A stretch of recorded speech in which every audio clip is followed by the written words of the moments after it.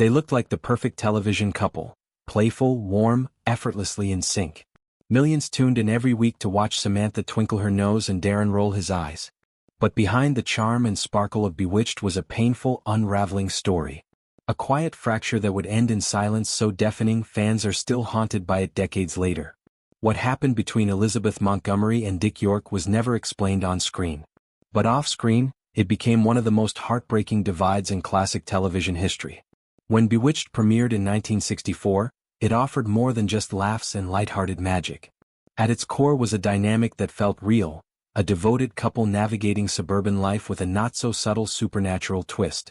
Elizabeth Montgomery was magnetic as Samantha Stevens, elegant, intelligent, and full of understated mischief. And opposite her was Dick York, whose portrayal of the bewildered but loving Darren grounded the show in warmth and humor. Their chemistry was undeniable. They weren't lovers in real life. Montgomery was married to the show's producer, William Asher, but their connection on camera felt natural, even intimate. Behind the scenes, the early days of filming were full of laughter and camaraderie. York and Montgomery clicked instantly. They shared jokes, energy, a rhythm that made every scene sparkle. Audiences adored them and the ratings reflected it. But while the show soared, a quiet storm was brewing, one that would slowly, painfully dismantle everything. Years before stepping into Darren's shoes, Dick York suffered a devastating injury on the set of a Western film. A railroad handcar scene went wrong, and a metal lever slammed into his spine. The pain was immediate and lasting. Instead of taking time off, York soldiered on. Like many actors of his era, he masked chronic pain with determination and medication. By the time he was cast in Bewitched, he was already locked in a daily battle just to function. At first he managed. He filmed with his usual wit and spark, collapsing into chairs between takes, quietly enduring pain no one could fully understand. Scripts were adjusted, sets redesigned to hide his discomfort. He never asked for sympathy, and never let the pain dull his performance. But the cracks were beginning to show. Montgomery, though initially supportive, began to withdraw. Crew members noticed the shift. The once playful rapport faded. Some said she grew frustrated by delays. Others believed she felt the spotlight was being pulled from her. York's absences became more frequent, his ability to finish scenes less reliable. And as his body failed him, so too did the patience of those around him. By season 4, the air on set had changed. What had once been a joyous production now carried an undercurrent of tension. William Asher, ever focused on efficiency, clashed with York more often. He saw the actor's unpredictability as a liability. One day, when York asked for a break during filming, Asher reportedly walked off in irritation.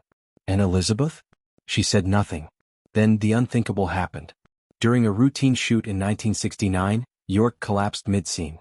Pale and trembling, he dropped to the studio floor. Filming stopped. The crew rushed to his side.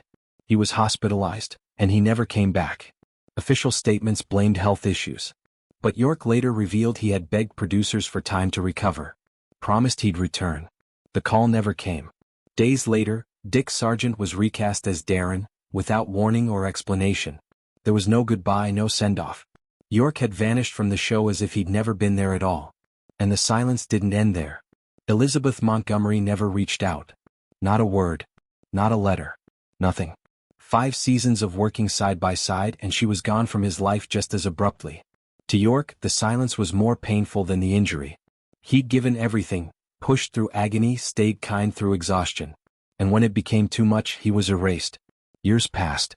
York never criticized Montgomery publicly. He spoke of her fondly, respectfully. But those closest to him said he had tried to reach out. Letters, calls, all ignored. No reply ever came. Speculation swirled. Did she feel guilt? Resentment? Or was it something even more personal?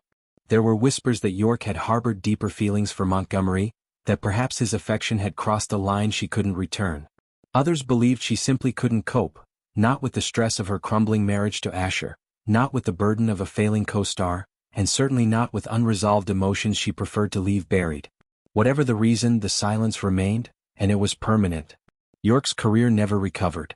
His injury worsened, the roles dried up. He lived in near poverty with his devoted wife Joan, who cared for him through every painful day. Despite it all, he found a new purpose. From his bed, he founded a charity for the homeless. He called it Acting for Life. Though he could barely move, he coordinated donations, made phone calls, and kept helping others, all while never once speaking ill of Montgomery. He died in 1992 in his wife's arms, aged just 63. Still no call. Still no goodbye. Montgomery continued acting, but something in her changed. She gave interviews about Bewitched for years afterward, but never mentioned York. Not once. Not even when directly asked. The omission was stark and telling. Was it regret? Was it shame? No one will ever know. Because when she passed away in 1995, she took the truth with her. What remains is a silence, one filled with questions, with unspoken pain, and with a bond that was never truly broken, only abandoned. Fans still remember the magic they created together. But now they also know the heartbreak that haunted it.